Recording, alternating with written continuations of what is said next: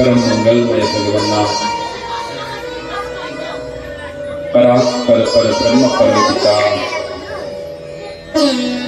पीताम्बरधारी भक्त वांछा कल्पतरु अकाल करुणा वरुणालय नंद नंदन यशोदानंदन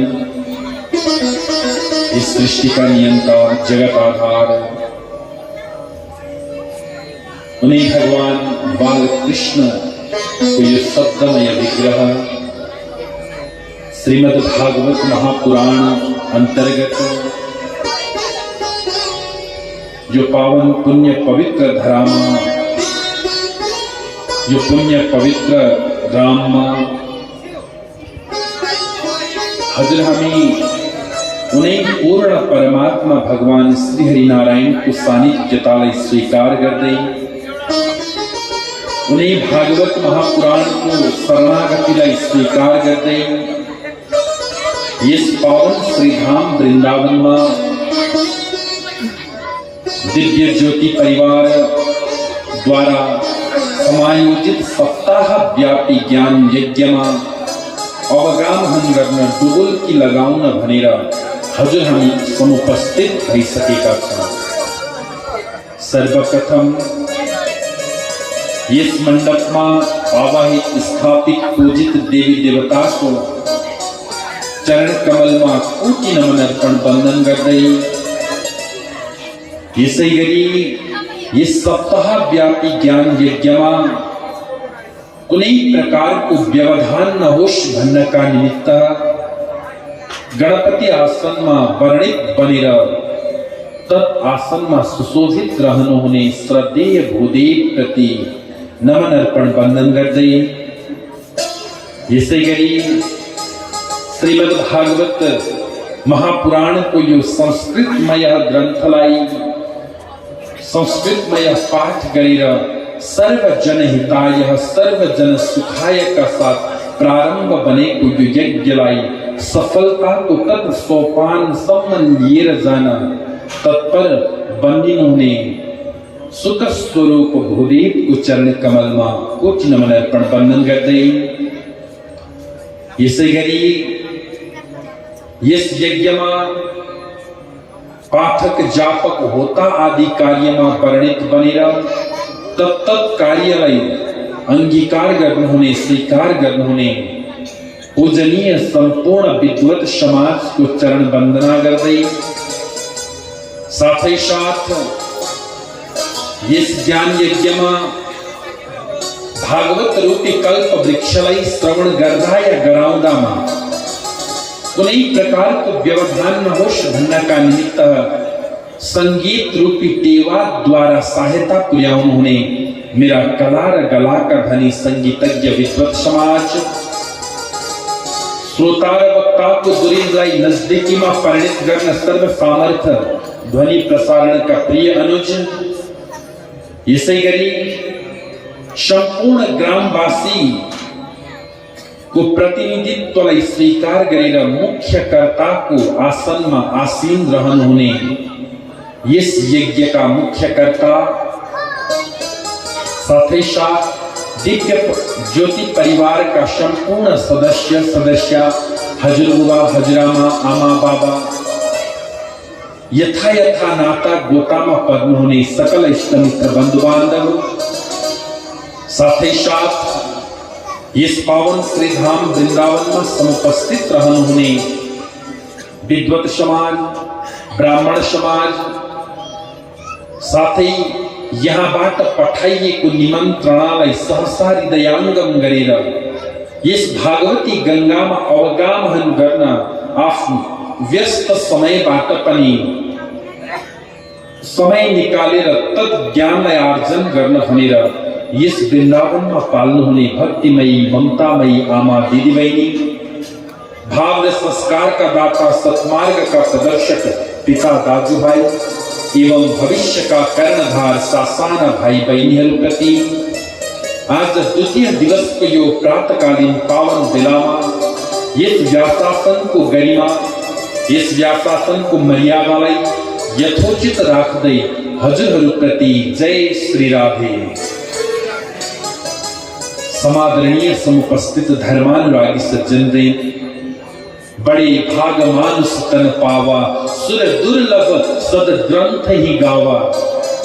यसै त यो नर्तन प्राप्त गर्न पनि धेरै क्लिष्ट रहेछ, कठिन रहेछ। नर्तन प्राप्त भइसके पछाडि फेरि परमात्माको गुणगान गर्न पाउनु, यो चाहिँ हजुर हाम्रो पूर्व जन्मको सञ्चित कर्मद्वारा मात्र सुलभ हुँदो रहेछ भन्ने विषयहरू हजुर हामी श्रवण गर्दै आइरहेका छौँ। हिजोको त्यो पावन बेलामा हजुर हामीले भागवत जीको श्री गणेश सम्मान गरेर कथालाई विश्राम गरेका थियौँ। समुपस्थित सज्जन रे, आज यो दिव्य ज्योति परिवारद्वारा समायोजित यस ज्ञान यज्ञको मुख्य उद्देश्य भनेको सर्वजन हिताय सर्वजन सुखायको कामनाका साथ यो यज्ञ प्रारम्भ बनेको छ। यो यज्ञको मुख्य उद्देश्य हामी सम्पूर्ण भक्त मात्रको अन्तर हृदयमा सुसुप्त अवस्थामा रहेकी भक्ति ज्ञान र वैराग्यलाई भगवानका दिव्य कथाहरूको माध्यमद्वारा जागृत अवस्थामा परिणत गर्ने यो एउटा मुख्य उद्देश्य हो। त्यसै गरेर अर्को उद्देश्य रहेको छ हामीले आउँदै गरेको भावी सन्ततिहरूलाई, भावी पिढीलाई हाम्रो संस्कार के रहेछ, संस्कृति के रहेछ, परम्परा के रहेछ, धर्म शास्त्रहरूले हजुर हामीलाई जीवन यापन गर्ने कस्तो मार्ग प्रदर्शित गर्नु हुँदो रहेछ, साथै साथ भगवान भन्ने विशेष तत्व के रहेछ यो विषयको बोध होस् भन्नका निमित्त ज्ञान यज्ञ प्रारम्भ बन्यो। साथै साथ यो यज्ञको मुख्य उद्देश्य भनेको समाजलाई एकीकरण गर्ने। हामी सबै एकत्रित बनेर कुनै पनि कार्य गर्न उद्यमी बन्यौं भने त्यो कार्य अवश्यमेव सफल हुन्छ। समाजको एकता छ भने त्यो स्थानमा हर कार्य सहजताले पूर्ण हुन्छ, असम्भव कुनै विषय रहँदैन। त्यसर्थ समाजको एकीकरण, समाजको एकत्व हेतु यो यज्ञ प्रारम्भ बनेको छ। त्यसर्थ यस पावन यज्ञमा हजुर हामी समुपस्थित भएका छौँ। अब यहाँबाट अगाडि सीधा हामी भागवत जीको त्यो पावन प्रसङ्गतर्फ प्रवेश गर्दैछौँ। त्यसर्थ हजुरहरू सबैले भगवान नामको आश्रय लिएर यहाँ प्रवेश गर्नेछौँ र भगवान नामको आश्रय साथ नै कथालाई हामी विश्राम दिनेछौँ। र निवेदन गर्दछु बीचमा हामी बोल्नु हुँदैन अरे, वृन्दावनमा बसेपछि हो कि अन्य क्षेत्रे कृतं पापं पुण्य क्षेत्रे विनश्यति, पुण्य क्षेत्रे कृतं पापं वज्रलेपो भविष्यति। अन्य क्षेत्रमा गरेका पापहरू पुण्य क्षेत्रमा आइसक्दा सबै समाप्त भएर जान्छन्, तर पुण्य क्षेत्रमा आएर हामीबाट कुनै अघ भयो, हामीबाट कुनै पाप भयो भने त्यो चाहिँ वज्र घर्षण गरेर लेपन गर्दा पनि त्यो पाप प्रक्षालन हुँदैन भनेर बताइएको छ। त्यसर्थ कार्य बिना नबोल्ने। 10 बजेदेखि 2:30 बजेको समय मेरो, फेरि त्यहाँबाट हजुरहरूको प्रेमले भन्नुहोस् न राधे राधे। बोल्दा के हुन्छ भन्नुहुन्छ भने बोलिएको छ एक त श्रोता र वक्ताको जुन हाम्रो एउटा सम्बन्ध हुन्छ यो डिस्ट्र्याक्ट हुन्छ हो कि एउटा विषय। अर्को पाप लाग्छ भनेर भनिएको छ। पाप चाहिँ कसरी लाग्छ त भन्दा कथा सुन्दा पुण्य हुन्छ हामीले सुन्यौं, अब पाप पखालिन्छ कथा सुन्दा, त्यो पाप चाहिँ कहाँ जान्छ त भन्दा जो कथा मण्डपमा बसेर व्यर्थ अनर्गल विषयहरूलाई चर्चा गर्नुहुन्छ नि त्यो चाहिँ सबै उहाँकामा जान्छ अरे। त्यसकारण बोल्नु हुँदैन। बोले भक्तवत्सल भगवान की। आउनुहोस् दुई क्षण नामको आश्रय लिएर हजुर हामी भागवत जीको त्यो पावन कथातर्फ प्रवेश गर्नेछौँ। कृष्ण कन्हैयालाल की। बोले राधा सरकार की। हिजोसम्मको त्यो पावन चर्चामा हजुर हामीले व्यासजीद्वारा रचित भागवत जीको मङ्गलाचरणलाई स्मरण गर्यौं। यो भागवत भनेको सत्यको गरिएको रहेछ। यस भागवतमा साङ्ग पाङ्ग सत्यको विषय रहेछ। पूर्ण सत्य परमात्माको स्मरण गरिएको रहेछ। परमात्माका ती गाथाहरूलाई गायन गरिएको रहेछ भन्ने विषय स्मरण गर्यौं। अगाडि आएर हजुरहरूलाई त्यही पावन नैमिषारण्यको त्यो पावन क्षेत्रतर्फ लिएर जाँदैछु। सत्रं स्वर्गाय लोकाय सहस्र सममासत। त्यो नैमिषारण्यको पावन भूमि, नैमिषारण्य भनेर त्यो पवित्र भूमिलाई भनिन्छ, जहाँ एक समय यज्ञ गर्नका निमित्त उत्तम स्थान प्राप्त नभएको कारणले गर्दा केही ऋषिहरू एकत्रित भएर ब्रह्मदेवका समक्ष जानुभयो। गएर ब्रह्मदेवलाई निवेदन गर्नुहुन्छ, हे स्वामी, हामीलाई कुनै यज्ञ गर्ने विशेष स्थान प्रदान गर्नुहोस्, जुन स्थानमा कुनै प्रकारका दुष्ट दुराचारी पापाचारमा लिप्त बनेका आततायी दुष्ट बुद्धिहरूले हामीलाई विघ्न नगरून्, हाम्रो यज्ञमा व्यवधान नगरून् भनेर जब अनुनय विनय गर्नुभयो, तब ब्रह्माले आफूले एउटा चक्रलाई त्यहाँबाट छोड्नुहुन्छ र ऋषिहरूलाई भन्नुहुन्छ, हे ऋषि हो, हजुरहरू यो चक्रको पछाडि पछाडि जानुहोस्, जहाँ पुगेर यो चक्र स्थिर हुन्छ हजुरहरूको त्यो भूमि नै यज्ञ गर्ने पवित्र भूमि हुनेछ भनेर ब्रह्माले ऋषिहरूलाई आदेश दिनुभयो। आज सम्पूर्ण ऋषिहरू तत् चक्रको पछाडि पछाडि आउनुभयो। आज त्यो चक्र आएर एउटा अरण्यमा वनमा आएर आदि भित्र पस्न पुग्यो र केवल त्यो चक्रको अग्रभाग मात्र त्यहाँ दृष्टिगोचर भयो, देखियो। ऋषिहरूले भगवानले बताएको यो स्थानै यज्ञ गर्न पवित्र स्थान रहेछ भनेर तत् स्थानमा सहस्त्र वर्ष पर्यन्त चल्ने यज्ञ प्रारम्भ गर्नुभयो। त्यो चक्र आएर त्यो अरण्यमा जंगलमा गएर बसेको कारणले गर्दा, चक्रको अग्रभाग भएको कारणले गर्दा त्यस स्थानलाई नैमिषारण्य भनेर भनिन्छ। आज त्यो नैमिषारण्य तीर्थ हाम्रो भारतवर्षको उत्तर प्रदेश मुजफ्फरनगरदेखि 35 किलोमिटर भित्र गएर आज पनि त्यो तीर्थ यथावत विद्यमान छ।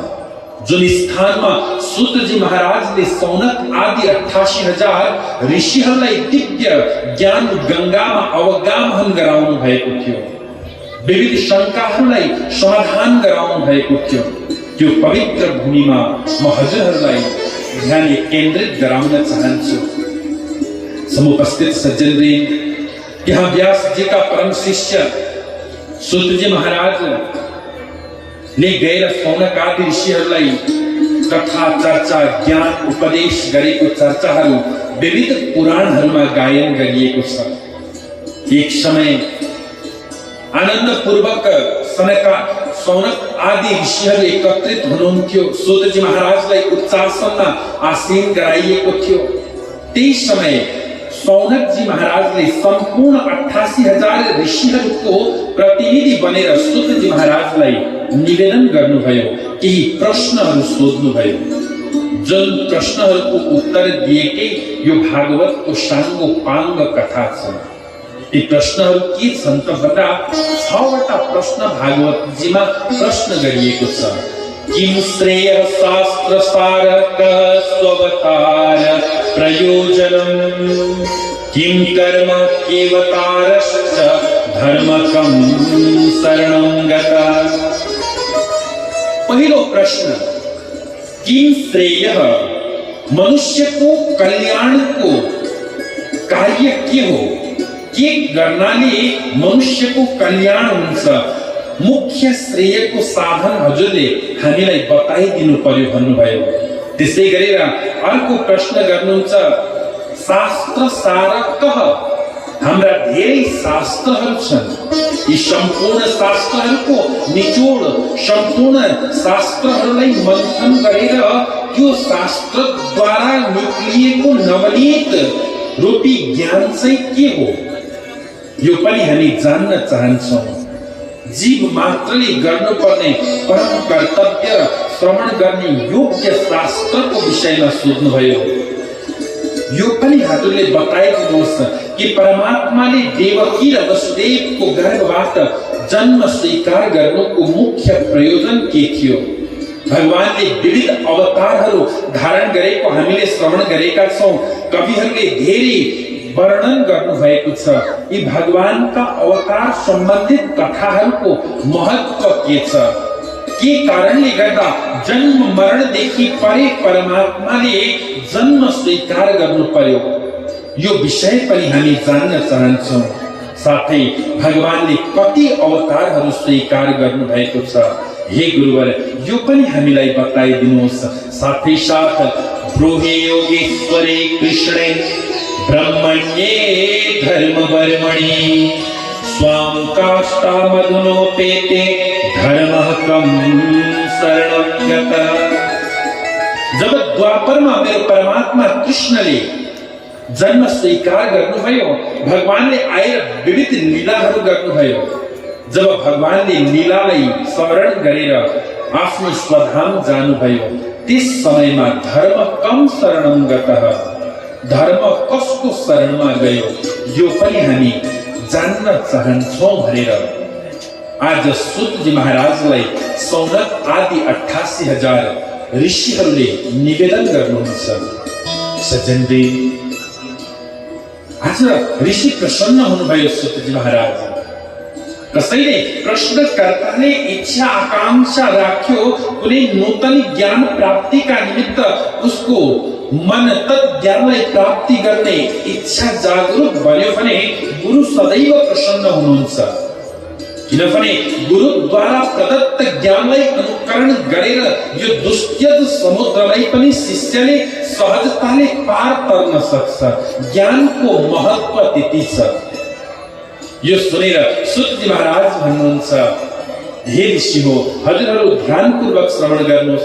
हजुरहरूका ती इच्छाहरू म अवश्य यथाधीतम यथामति श्रवण गराउनेछु।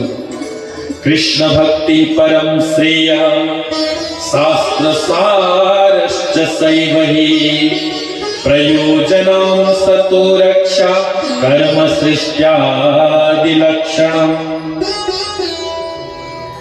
जीव मात्र को परम कल्याण को कार्य भनेको, मुख्य श्रेय को कार्य भनेको भगवान श्री कृष्ण प्रति निश्चल भक्ति हो। भगवान प्रति कामना रहित को भक्ति हो। हजुर हाम्रा दुई प्रकारका भक्तिहरू रहन्छन्। एउटा सकाम भक्ति हुन्छ, मैले गरेको यो भक्तिको प्रभावले या मैले गरेको यो कार्यको बदौलत मलाई धन मिलोस्, सन्तान मिलोस्, मलाई पद प्रतिष्ठा मिलोस्, यो सकाम यज्ञ हो, सकाम भक्ति हो। अर्को भक्ति हुन्छ निष्काम, जसमा कुनै कामना छैन। हे भगवान, हजुरद्वारा प्रदत्त विषय वस्तुले म हजुरलाई प्रदान गर्दैछु। मलाई कुनै पनि गरेको भक्ति द्वारा प्राप्त गर्ने इच्छा आकांक्षाहरू छैनन्। मेरा सम्पूर्ण कर्म त्वयं वस्तु गोविन्दः तुभ्यमेव समर्पयेत। मलाई हजुरले दिनुभएको थियो, म आज हजुरलाई नै प्रदान गर्दैछु। यो भक्ति जसलाई निष्काम भनिन्छ र यो नै श्रेष्ठ भक्ति हो भनेर बताइएको छ। समुपस्थित सज्जनले, हजुर हामीले यज्ञ गर्छौँ, पूजा पाठ अनुष्ठान गर्छौँ। यी पूजा पाठ अनुष्ठान यज्ञादि गरेर पनि भगवान प्रति हजुर हाम्रो प्रेम जागृत भएन, भगवान प्रति हजुर हाम्रो भाव जागृत भएन, भक्ति जागृत भएन भने श्रम एव हि केवलम, यो चाहिँ केवल परिश्रम मात्र हातमा लाग्छ, अरू विषय केही पनि प्राप्त हुनेवाला छैन। कलियुगमा सबैभन्दा श्रेष्ठतम भगवत प्राप्तिको कुनै सहज र सरल मार्ग छ भने त्यो हो भक्ति। भक्ति भक्ति प्रियो माधव, मेरो गोविन्दलाई के विषय प्रिय छ भने त्यो हो भक्ति। अन्य योगमा हजुर हाम्रा अग्रजहरूले, अन्य ऋषिहरूले पूर्व युगहरूमा द्वापर त्रेता सत्यादि युगमा यज्ञ गर्दा, तपस्या गर्दा, समाधिद्वारा जुन फल सहजताले प्राप्त हुँदैन थियो, त्यही फल यो कलियुगमा आएर भक्तिको आश्रय लिएर हजुर हामीले कर्म नाम मात्र जाप गर्यो भने पनि त्यो फल सहजताले हजुर हामीलाई प्राप्त हुन्छ भनेर धर्मशास्त्रहरूमा उद्धृत गरिएको छ। आज यहाँ यही भन्नुहुन्छ, धर्म अनुष्ठान गरियो, धर्म अनुष्ठान गरेर भगवान प्रति रुचि बढेन भने, प्रेम प्रकट भएन भने, सबै प्रति प्रेमत्व एकत्व भाव जागृत भएन भने त्यो केवल श्रम एवं ही केवलम, त्यो परिश्रम मात्र हात लाग्छ। धर्म गर्नुको मुख्य प्रयोजन हो मोक्षोपार्जन, मोक्षलाई प्राप्त गर्नुपर्ने। मोक्ष भनेको त्यो वस्तु हो जुन यहाँबाट गएपछि हजुर हाम्रो आवागमनको चक्रमा हामीले पर्नु नपरोस्, जन्मनु र मर्नुको यो चक्रमा पर्नु नपरोस्। धर्म गरेर मोक्षार्जन गर्नु पर्यो। धर्मको प्रयोजन कतै पनि धनोपार्जन होइन। हजुर हामीलाई धन पनि चाहिन्छ, धन केही होइन भने धन बेगर त केही चल्दैन। धनको मुख्य उद्देश्य हो हजुर हामीले धर्मोपार्जन गर्नु पर्यो धनद्वारा।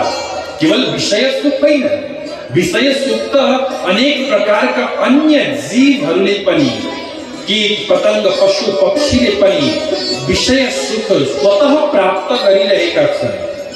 धन व्यय गरेर विषय सुखद्वारा आफूलाई तृप्त बनाउँछु भन्नु हो, त्यो केवल बलुवालाई पेलेर तेल निकाल्ने प्रयास गरे जस्तो मात्र हो भनेर बताइएको छ। किनभने हजुर हाम्रा इन्द्रियहरूलाई कसैले पनि तृप्त गराउन सक्दैनौँ र सकेका पनि छैनौँ। आँखा, कान, नाक, मुख, त्वचा कसैका तृप्त भएका छन् त आजसम्म? जति राम्रा विषय देख्यो त्यति अझै नूतन, अझै नयाँ राम्रो विषयलाई देख्ने इच्छा आकांक्षाहरू जागृत हुन्छन्। जति राम्रो सुगन्ध आफ्नो नाकले स्वीकार गर्यो त्यति अझै नूतन नवीन सुगन्धहरूलाई प्राप्त गर्ने इच्छा गर्छ नाकले। यो मुख त झन् यति साह्रो स्वादिष्ट छ, यो जिब्रो यो इन्द्रियलाई तृप्त गराउनका लागि हजुर हामी सदैव लागि पर्छौँ, तर यो तृप्त हुँदैन। बिहान घरमा कुनै भोजन बनाइएको थियो, त्यो भोजन सब्जी बेलुकी पनि त्यही बनाइएको रहेछ। देख्न साथ अलिकति नाक सिकुडिन्छ नि हैन, त्यही भनेर। किन भन्दा यो मान्दैन, यसलाई हर समय नयाँ चाहियो। उसले भन्छ यो मलाई बिहानको दिएर हुँदैन, मलाई नयाँ देऊ। यसलाई तृप्त गराउनका लागि हामी हर कोसिस, हर प्रयास गर्छौं, तर यो कहिल्यै तृप्त हुँदैन। यी त्वचाहरूलाई जति राम्रो स्पर्श दिए तापनि यी त्वचाहरू कहिल्यै पनि सन्तुष्ट हुँदैनन्। यी इन्द्रियहरू हजुर हामीले कहिल्यै इन्द्रियहरूलाई सन्तुष्ट गराउन सकिँदैन। त्यसर्थ भनिन्छ विषय सुख भनेको केवल शरीर निर्वाह मात्र हो। शरीर जीवन यापन गर्न, गृहस्थ जीवनको तत् धर्मलाई स्वीकार गर्न हजुर हामीले विषय सुखको सहायता लिनु पर्यो, आश्रित बन्नु पर्यो। तर विषय सुखद्वारा इन्द्रियको तृप्ति प्रयोजन हुनु भएन। इन्द्रियलाई तृप्त गराउने प्रयास गरियो भने हजुर हाम्रो जीवन जाला, तर यी इन्द्रियहरू कहिल्यै पनि तृप्त हुन सक्दैनन्। त्यस कारणले गर्दा तस्मात् देकेन मनसा भगवान् सात्वतां प्रति अव्यकीर्तितव्यश्च ध्येय पूज्यश्च नित्यदा। हजुर हामीले त्यस कारणले गर्दा प्रयत्न पूर्वक पनि भगवान श्री कृष्ण प्रति निश्चल भक्ति गर्नु पर्यो। कामना रहित भक्ति गर्नु पर्यो। उन्हीं परमात्मा को भक्ति गर्ने, उन्हीं परमात्मा का कथा प्रसंगलाई श्रवण गर्ने, उन्हीं परमात्मा का चर्चाहरूलाई स्मरण गर्ने र उन्हीं भगवानलाई पूजन गरियो भने अवश्यमेव हाम्रो भगवान प्रति रति हुन्छ, भगवान प्रति प्रेम रूपी भाव जागृत हुन्छ भन्ने विषयको सूतजी महाराजले सौनक आदि ऋषिहरूलाई बोध गराउनु भयो। हजुर, हामीले जति पनि यज्ञ गर्छौं, जति पनि पूजा गर्छौं, यो सबै मेरो परमात्मा गोविन्दलाई नै प्राप्त हुन्छ। त्यसर्थ भगवान प्रतिपादन गरेको कारणले गर्दा आज यी सबै यज्ञ पूजा पाठ यी सबै भगवत प्राप्तिका उपाय हुन् भनेर सूतजी महाराजले सौनक आदि ऋषिहरूलाई बताउनु भयो। सूतजी भन्नुहुन्छ, हे ऋषि हो, हजुरहरूले जुन प्रश्न सोध्नु भएको थियो तत् अनुरूप म हजुरहरूलाई निवेदन गर्दैछु। भगवानका अवतार सम्बन्धित हजुरले चर्चा गर्नुहुन्छ। यसै त भगवान अजन्मा हुनुहुन्छ, भगवान एक हुनुहुन्छ। तर मेरो परमात्माले जब एकदेखि अनेक हुने संकल्प लिनुहुन्छ तब अंशांशबाट ब्रह्मालाई प्रकट गर्नुहुन्छ। ब्रह्मद्वारा मरीचि, कश्यप आदि देवताहरू प्रकट हुन्छन्, ऋषिहरू प्रकट हुन्छन्। उनी ऋषिहरूबाट पशु पक्षी मनुष्य योनिहरूको उत्पत्ति हुन्छ। साथै साथ यहाँ भगवानका मुख्य 24 अवतारको वर्णन गरिएको छ। सबैभन्दा पहिला मेरो परमात्माले ब्रह्मा का मानस पुत्र बनेर सनक सनन्दन सनातन र सनत कुमार 4 ऋषि बनेर अवतार स्वीकार गर्नुभयो। त्यसै गरेर द्वितीय अवतार वराह अवतार स्वीकार गरेर परमात्माले यो धराको रक्षा गरेका चर्चाहरू हजुर हामीले स्मरण गरेका छौं। त्यसै गरेर तेस्रो अवतारमा परमात्माले नारद अवतार स्वीकार गर्नुभयो। चौथो अवतार नरनारायण अवतार, पांचौं अवतार कपिल अवतार, त्यसै गरेर छठवां अवतार दत्तात्रेय अवतार, सातवां यज्ञ अवतार, आठवां ऋषभ अवतार, 9वां अवतार पृथु अवतार, 10वां अवतार मत्स्य अवतार, 11वां अवतार कूर्म, त्यसै गरेर धन्वन्तरी, मोहिनी, नरसिंह, वामन, परशुराम, व्यास, राम, बलदेव, कृष्ण, हरि र हंस साथै बुद्ध अवतार समन परमात्मा का 23 अवतारहरू पूर्ण भइसकेका छन् र कलिको अन्त्यमा जब यस कलियुगमा अनेक प्रकारका दुष्ट दुराचारी पापाचारमा लिप्त बनेका आततायीहरूले हिंसा पूर्वक नीतिलाई त्यागेर मर्यादालाई त्यागेर यस राज्यको उपभोग गर्न थाल्छन् तब मेरो परमात्माले कल्की अवतार स्वीकार गरेर यस धराका तत् जीवहरूलाई समुचित दण्ड प्रदान गर्नुहुनेछ भनेर यहाँ बताउनु भयो। सज्जनले जसले पनि परमात्माका यी 24 अवतारको गाथालाई स्मरण गर्छ, यी 24 अवतारहरूलाई प्रतिदिन ध्यान गर्छ या प्रतिदिन उच्चारण मात्र पनि गर्छ भने तत् उच्चारण गरेको प्रभावले उसले गरेका केही ज्ञात अज्ञात अघहरू प्रक्षालित भएर जान्छन् भनेर यहाँ भन्नुहुन्छ। साथै साथ सूतजी महाराज भन्नुहुन्छ, हे ऋषि हो, अब म हजुरहरूको प्रश्न अनुरूप यस्तो अनुपम पुराण सुनाउँछु जसलाई भागवत भनेर भनिन्छ। यो भागवत पुराण अति नै दुर्लभ र अति नै श्रेष्ठतम ग्रन्थ छ। हजुरहरूले श्रवण मात्र गर्नाले भक्ति, ज्ञान र वैराग्य जो सुप्त अवस्था, मूर्छित अवस्थामा रहेका पनि तरुण अवस्थामा परिणत बनेका थिए, यसको दिव्य अनुपम गाथा म हजुरहरूलाई श्रवण गराउँछु भनेर सूतजी महाराजले भागवतको यहाँ श्रवण गराउने ऋषिहरूलाई आश्वासन दिनुभयो। सज्जन, यो भागवत भनेको के हो त? हामी सुन्छौं श्रीमद् भागवत पुराण, श्रीमद् भागवत पुराण हाम्रा 17 पुराण द्वारा 17 पुराणहरू पूर्व थिए।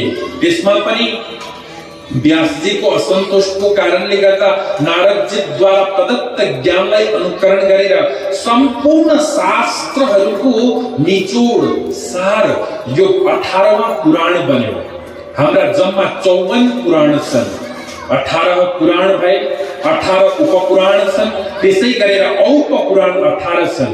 54 पुराणहरू हाम्रो धर्मशास्त्रले व्याख्यान गर्नुभएको छ। त्यसमा सबै पुराणहरू, धर्मशास्त्रहरू, वेदको निचोड भनेको यो भागवत ग्रन्थ हो भनेर बताइएको छ। भा शब्द कीर्तिवचनो ग शब्दो ज्ञानवाचक सर्विष्ट वचनो वश्च तो विस्तारवाचक। यो भागवत जुन 4 वटा अक्षरहरू छन्, भागवत, यी सबै एक भन्दा एक श्रेष्ठतम र पुण्यदायक छन्, जसमा यो भागवतको 4 अक्षरको अभिप्राय हुन्छ धर्म, अर्थ, काम र मोक्ष, जसले चतुर पुरुषार्थ सिद्ध गर्छ। यी चारै पुरुषार्थ जुन हजुर हामीलाई प्राप्त हुन्छन्, त्यो ग्रन्थ हो भागवत भनेको। भागवतको श्रवण गर्नाले र भागवतद्वारा उद्धृत गरिएको ज्ञानलाई आफ्नो जीवनमा अनुकरण गरेको प्रभावले हजुर हामीलाई भक्ति पनि प्राप्त हुन्छ, ज्ञान पनि प्राप्त हुन्छ, वैराग्य पनि प्राप्त हुन्छ र मोक्ष पनि प्राप्त हुन्छ भनेर धर्मशास्त्रहरूमा बताइएको छ सज्जन। त्यसकारण भागवतजीलाई पञ्चम वेदको उपमा दिएको छ। हाम्रा 4 वेद त भए, यी 4 वेदमा पनि 4 वेदको निचोड, 4 वेदको सारभूत नै यो पुराण हो, जसमा अति मधुर भगवानका लोक मङ्गल चरित्रहरू छन्, भगवानका भक्तका दिव्य कथाहरू छन्। म निवेदन गर्दैछु, हजुर हामीलाई भागवतले हाम्रो चरित्र निर्माण गर्ने ज्ञान प्रदान गर्नुहुन्छ। त्यो चरित्र निर्माण गरियो भनेदेखि हामी आनन्दपूर्वक यो लोकमा पनि सुखी हुन्छौँ र परलोक पनि सुखमय जीवन व्यतीत गर्न सक्छौँ। जब यस कलियुगमा अनेक प्रकारको पाप बढ्यो, अनेक प्रकारका नराम्रा विकृतिहरू बढे, तब कलो नष्टादशा में स पुराणार्को धुनोदितः, यो अज्ञान रूपी अन्धकारलाई सहजताले निर्मूल गर्नका लागि, यो अन्धकारलाई प्रकाश बनाउनका लागि यो भागवत जीको उदय भएको छ। त्यसर्थ आज सूतजी महाराजले सौनक आदि 88,000 ऋषिहरूलाई भागवत श्रवण गराउन यहाँबाट प्रारम्भ गर्नुहुन्छ। मुनिहरूका बीचका सबैको प्रतिनिधि बनेका सौनकजीले निवेदन गर्नुभयो, हे गुरुवर, यो भागवत कुन समयमा संरचना भयो? व्यासजीले कोदेखि प्रेरित बनेर यो भागवतको संरचना गर्नुभयो? साथै साथ भगवान वेद व्यासजी त भगवानका साक्षात अवतार हुनुहुन्थ्यो। उहाँले यो भागवतको संरचना गरेर कसलाई श्रवण गराउनु भयो र यो जनजनमा यो ज्ञान कसरी व्याप्त भयो? हे गुरुवर, म जान्न चाहन्छु, हामी जान्न चाहन्छौँ भनेर ऋषिहरूले अनुनय विनय गर्नुहुन्छ, प्रार्थना गर्नुहुन्छ। तब सूतजी महाराज भन्नुहुन्छ, हे ऋषि हो, हजुरहरूको प्रश्न अत्यन्त सम्मान योग्य छ, किनभने हजुरहरूले जुन विषयलाई बोध गर्न उद्यत बन्नु भएको छ, यो केवल आफ्नो हितका लागि मात्र होइन, हजुरहरूले सर्वजन हितको कामनाका साथ स्वीकार गर्नुभयो। यसै त सुखदेवजी महाराज कहिले पनि एक स्थानमा स्थिर रहनुहुन्न थियो। फेरि व्यासजीदेखि यो भागवतको कथालाई श्रवण गर्न 7 दिनसम्म कसरी सुन्नुभयो? तद्वीक्ष प्रेक्षित मनो जगदोस्तवास्ते श्री पुंविदान कुसुतस्य विवेक दृष्टे। आज अनेक प्रकारको भेद दृष्टिदेखि सुखदेवजी परे हुनुहुन्थ्यो।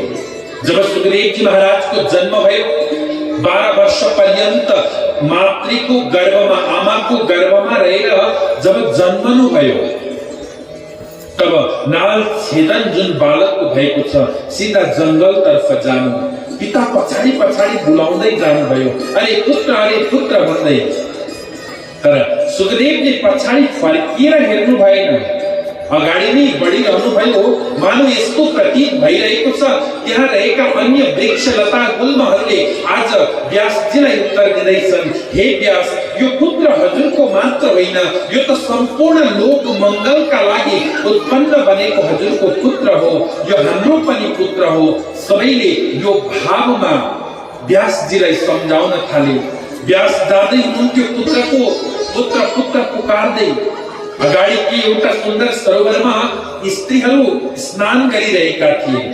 मातृपक्षहरू आज स्नान गरिरहेका ठाउँमा जब व्यास पुत्र सुखदेव अगाडि बढ्नुभयो, कसैले कुनै प्रतिक्रिया देखाएनन्। तर जस्तो वयोवृद्ध व्यासजीको त्यहाँबाट आगमन अगाडि बढ्नुहुन्छ व्यासजी, सबैले फटाफट उठेर आफ्ना उपरीय वस्त्रहरूलाई स्वीकार गरे। व्यासजीलाई आश्चर्य लाग्यो, मेरो पुत्र जाँदा उनीहरूको कुनै प्रतिक्रिया छैन, म यति वृद्ध पुरुष जाँदा उनीहरूले यस्तो प्रतिक्रिया गर्दैछन्। सोध्नुभयो। तब ती स्त्रीहरू भन्छन्, हे व्यास, हे गुरुवर, हजुरकामा भेद दृष्टि छ, तर हजुरको पुत्रमा कुनै प्रकारको भेद दृष्टि छैन। ध्यान दिनुहोला, हजुर हामीले जीवन यापन गर्ने क्रममा कहिले हामीमा पनि भेद दृष्टि रहनु हुँदैन कसैप्रति पनि। चाहे अधिक धन आओस्, चाहे अधिक सौन्दर्यता आओस्, चाहे अधिक सम्पदा आओस्, चाहे अधिक पूजा पाठ द्वारा हाम्रो अधिक भक्ति बनोस्, तर कसैसँग पनि भेद दृष्टि हजुर हाम्रो रहनु हुँदैन। हामी ईश्वरका अंशांश हौं। हामीले गएर कुनै ईश्वरलाई भेट्नु छ। जुन जीवात्मा ममा विचरण गरिरहेको छ, त्यही जीवात्मा सम्पूर्ण प्राणी मात्रमा छ। जति पनि जीवहरू यहाँ जन्म स्वीकार गरेका छन्, सम्पूर्ण स्वकृत कर्मको प्रभावले गर्दा कोही कुकर योनिमा, कोही सुकर योनिमा, कोही लता गुल्म वृक्ष कीट पतंग आदि पशु पक्षी योनिमा विचरण गरिरहेका छन्। त्यसर्थ सबैमा एक भाव राख्नु पर्छ, कसैमा पनि द्वेष भाव या भेद भिन्न भाव राख्नु हुँदैन भनेर यहाँबाट हजुर हामीलाई यो विषयको बोध गराउनुहुन्छ। प्रेमले भन्नुहोस् न, राधे राधे। यहाँबाट अगाडि आएर सुखदेवजी महाराज कुनै पनि स्थानमा जानुहुन्थ्यो त केवल एउटा गोदोहन गर्ने, गाई दुन जति समय लाग्छ त्यति समय बस्नुहुन्थ्यो। फेरि यस्ता सुखदेवजीले 7 दिन पर्यन्त बसेर यो भागवतको कथालाई कसरी सुन्नुभयो, यो भागवतको कथा कसरी ज्ञान गर्नुभयो हामी जान्न चाहन्छौं भनेर ऋषिहरूले निवेदन गर्दा सुतजी महाराज भन्नुहुन्छ, हे ऋषि हो, भगवान वेद व्यास जीको द्वापरको अन्त्यमा व्यास अवतार स्वीकार भएको थियो। वेद व्यासले अवतार स्वीकार गरिसके पश्चात सरस्वतीको नदीको तटमा एक दिन बसेर आचमन गरेर उत्तरमुख बनेर चिन्तन गर्दै हुनुहुन्थ्यो। आउँदै गरेका कलियुगी जीवहरूको मन्द बुद्धि अल्पायु भएको कारणले गर्दा, अश्रद्धालु दुर्बुद्धि भएको कारणले गर्दा उनीहरूको ऊर्ध्व गति हुनेवाला छैन। उनीहरूले कसरी परमात्मालाई सहजताले प्राप्त गर्छन्, कुन साधनद्वारा उनीहरूले भगवानलाई प्राप्त गर्न सरल हुन्छ, सुगम हुन्छ, यो चिन्तन गर्दै हुनुहुन्थ्यो। जब दिव्य चक्षुद्वारा बोध भयो कि आउँदै गरेका जीवहरूका लागि मैले कुनै नूतन नवीन कार्य गर्नुपर्ने रहेछ भनेर तब वेदलाई 4 भागमा विभाजन गर्नुभयो। एक भाग आफ्नो शिष्य पैललाई प्रदान गर्नुभयो, अर्को भाग वैशम्पायनलाई दिनुभयो, अर्को भाग जैमिनीलाई दिनुभयो, त्यसै गरेर अर्को चौथो भाग सुमन्तुलाई प्रदान गर्नुभयो। र इतिहास पुराण आदि जति छन् यी सुतजी महाराज भन्नुहुन्छ, यी सम्पूर्ण यो विषयको ज्ञान मेरा पिता रोमहर्षणलाई प्रदान गर्नुभयो। रोमहर्षण नाम गरेका सुतजीलाई सम्पूर्ण इतिहास पुराणको ज्ञाता बनाउनु भयो। त्यहाँबाट त्यति कार्य गरिकन पनि व्यासजी महाराजको अन्तर हृदय प्रसन्न भएन। ध्यान दिनु होला। जब हजुर हामी कुनै कर्म गर्छौं, कुनै कार्य गर्छौं, त्यो गरेको कार्यद्वारा आफूलाई सन्तुष्टि मिलेन भने त्यो कार्य कहिल्यै पनि सफल हुन सक्दैन। यस्तो काम गर्नुपर्छ जुन काम गर्नाले आफूलाई आनन्द आओस्, प्रसन्नता आओस्। केवल मजाका लागि कार्य होइन, किन मजा भनेको क्षणिक छ, आनन्द भनेको शाश्वत छ, नित्य छ, जो कहिले नाश हुँदैन, जो सदैव रहिरहन्छ। त्यसर्थ आफू चिन्तित, दुखित, हताश, उदास, निराश बनेर सरस्वती नदीको तटमा बसेका व्यासजीका समक्ष आज कृपा गर्न भनेर मेरो नारदजीको आगमन भयो।